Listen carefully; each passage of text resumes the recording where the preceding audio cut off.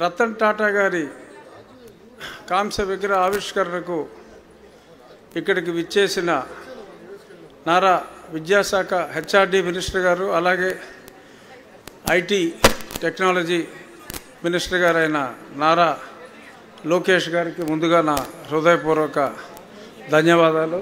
అలాగే స్టేజ్ మీద అన్ని పేర్లు చెప్పాలంటే సమయం తక్కువ ఉంది కాబట్టి స్టేజ్ మీద ఉన్న అందరికీ, ఇక్కడికి విచ్చేసిన పెద్దలకు, ముఖ్యంగా విద్యార్థులందరికీ నా హృదయపూర్వక నమస్కారాలు. రతన్ టాటా అంటేనే మానవత్వం, మానవత్వం అంటే రతన్ టాటాగా ఈ ప్రస్తుతం ఉన్న ఆధునిక యుగంలో మనం చెప్పుకుంటున్నాం. వ్యక్తిగతంగా కూడా నేను ఒక 3 సార్లు వారిని కలవటం జరిగింది. ఆ సమయంలో అంటే ఆయనతో గడిపింది తక్కువ నిమిషాలు అయినప్పటికీ కూడా ఒక మూర్తిభవించిన సంస్కారాన్ని ఆయనలో నేను చూసా. ఆయన ఎంత పెద్దవాడైనప్పటికీ మరి రకరకాల అన్నీ కూడా ఆయన ట్రస్టుల పేరు మీద ఎక్కువ మానవాళి అభ్యుదయానికే ఉపయోగించారు.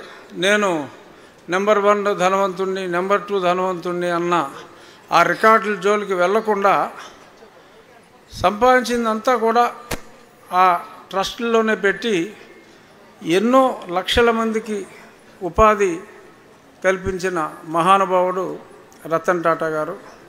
ఆయన మన మధ్య నుంచి దూరమైనప్పుడు నాకు ఈ ఆలోచన వచ్చిన తర్వాత, ఆయన కాంస్య విగ్రహం ఏర్పాటు చేయాలి అన్న ఆలోచన వచ్చిన తర్వాత నేను లోకేష్ గారిని ఇలా ఆలోచిస్తున్నాను, మీరు తప్పనిసరిగా ఆ కాంస్య విగ్రహ ఆవిష్కరణకి, ఎందుకంటే అదే సమయంలో ఆయన మరణానికి కొద్ది రోజుల ముందు లోకేష్ గారు టీసీఎస్ చంద్రశేఖరంతో ఆయన ఎయిర్పోర్ట్కి వస్తే కూడా వెళ్ళి రిసీవ్ చేసుకుని ఈ స్థాయిలో ఉన్నప్పటికీ మళ్ళీ ఎయిర్పోర్ట్కి వెళ్ళి ఆయన్ని డ్రాప్ చేసి, దానికి ముందు బాంబే మీటింగ్లో 10,000 ఉద్యోగాలు మన ఆంధ్రప్రదేశ్కి విశాఖపట్నం క్యాంపస్కి సాధించటం, ఆ విగ్రహావిష్కరణకి సరైన వ్యక్తి నారా లోకేష్ గారనే భావించి ముందు ఆయన్ని అనుమతి తీసుకున్న తర్వాత, ఆయనకి ఎప్పుడు వీలైతే అప్పుడే రెడీ అయిన తర్వాత చెప్తామండి, మీరు ఎప్పుడు వీలైతే అప్పుడు మీ చేతుల మీదుగా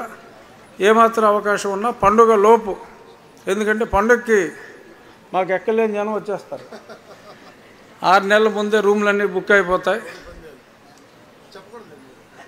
మీరు చెప్పలేదు, మేము లేదు.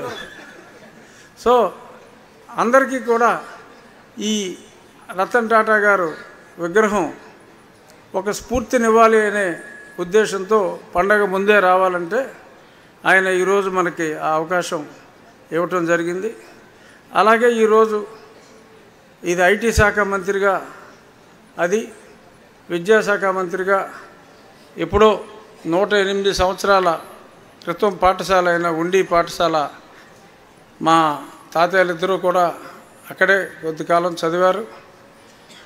దాన్ని అభివృద్ధి చేయాలి అనే కాన్సెప్ట్తో ముందు చిన్నగా ఒక 10 లక్షల వ్యయంతో బాగా చేయాలి అనుకుంటే, అలా దాతలు కూడా ఆ రకంగానే ముందుకొచ్చి ఈ రోడ్లు వేద్దామంటే సరే, అదే సమయానికి ఎన్ఆర్జీఎస్లో రోడ్లు వేసి మిగిలిందంతా దాతల సహకారంతో చాలా చక్కగా తీర్చిదిద్దడం జరిగింది.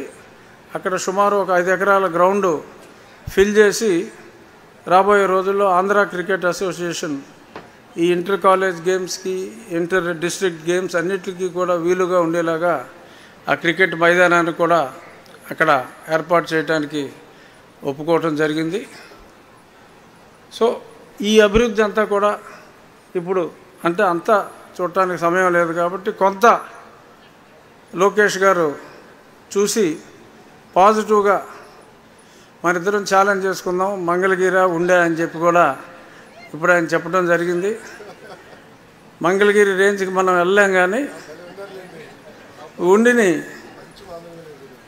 ఉండిని ఉన్నత స్థాయికి తీసుకెళ్ళడానికి ఇప్పుడు పక్కనున్న పెద్దామిరం మా ఉండిలోకి వస్తుందని పక్కనే ఒక ఫ్యూ మీటర్స్ అవే మా ఊరికి కూడా ప్రసాదరాజు గారు ఈ కాలేజ్ తరఫున 35 లక్షల రూపాయలతో మంచినీటి సదుపాయానికి తోడ్పడ్డారు.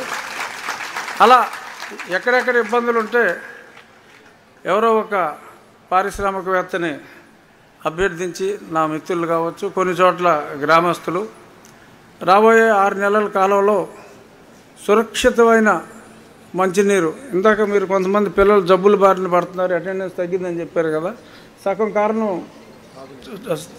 చక్కటి తాగునీరు రాకపోవటం.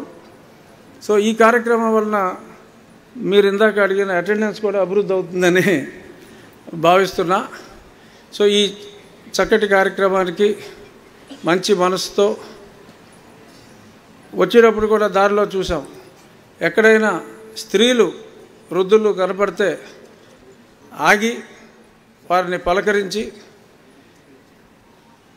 అంటే ఒక ఎంత ఎదిగినా ఒదిగి ఉండాలనే మరి ఆ రతన్ టాటా గారి తత్వం నేను ఈరోజు చూచాయిగా మరి ఆయనతో కారులో ట్రావెల్ చేసినప్పుడు గమనించాను.